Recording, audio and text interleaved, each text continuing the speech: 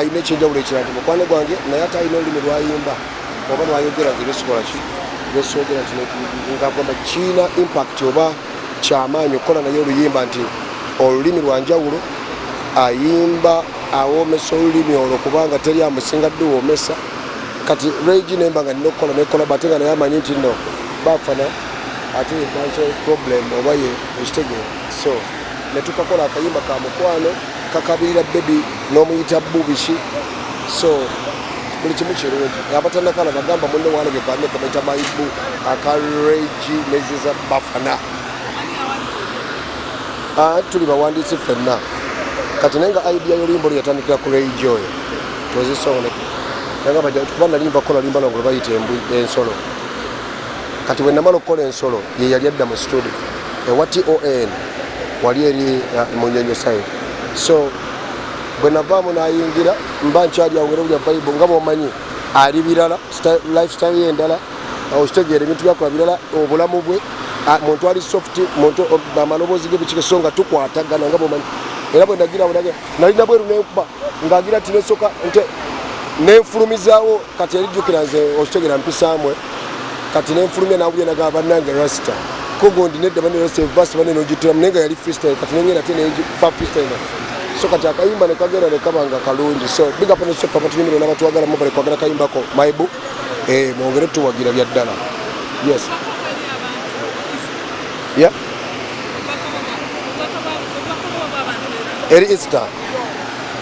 abantu njagala bagamba nti bebale kwekoma okuba nga bali balamu batwala obulamu bwabwe nga bukulu nnyo kubanga buli lwoba omulamu oba olwana kutuukiriza byosuubira okutuukiriza oba ebirooto byo so mukuma obulamu bwamwe nga bulamu muleme kukkiriza bintu bye balimbalimba kufiirwa bulamu ate obulamu obwo obufiirwa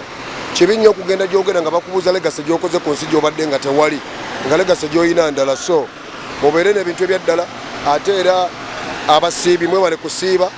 ekyokusiiba kikulu nnyo eri eggwanga kisumulula ebisibye twanifuna n'abantu kugamba ebintu byonna ebimu ebiba biganye bisumulukuka abatasobodde kusiiba nammwe era musiibulule abasiibye gamba tusobole okuba nga ekintu kya ddala nga bweba tosobola kusiiba osiibulula asiibye nekiba nga kikwatagana nga amaanyi ge gamu naye nga mwekuume abaana bo bali ku ssomero twabajjayo bali Easter mugimanyi sige mazuukiro bane mukkirize tuzuukirire wamu n'amazima tuzuukirire wamu n'obutuukirivu obutuukirivu buviira ddala ku mitima gyaffe teri ddiini etasomesa amateeka 10 amateeka 10 n'emitima gyaffe gigamanyi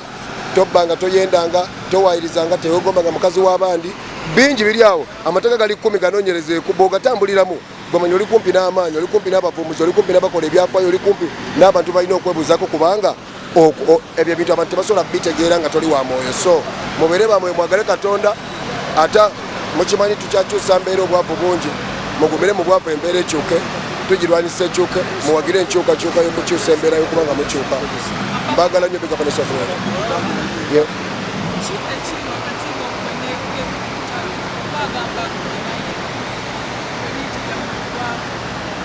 of course David icon oba David legendary oba David nzenyiso David oyo tatanyogera baye Lutalo yatayogera by the way Lutalo yayina ne Mukama nakuyamba abantu ne bakitegeera rasta ekintu kyokuba kiri kyamutawana nnyo era nze nalimbaddeko wansi wa David Lutalo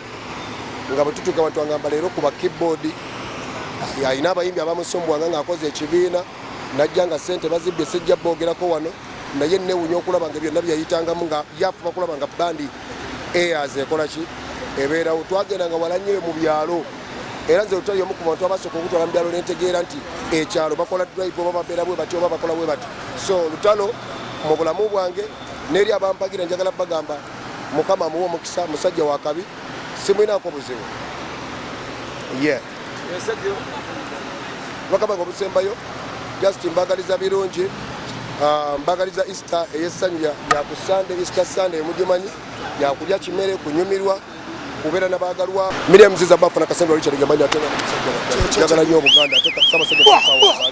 Rafaya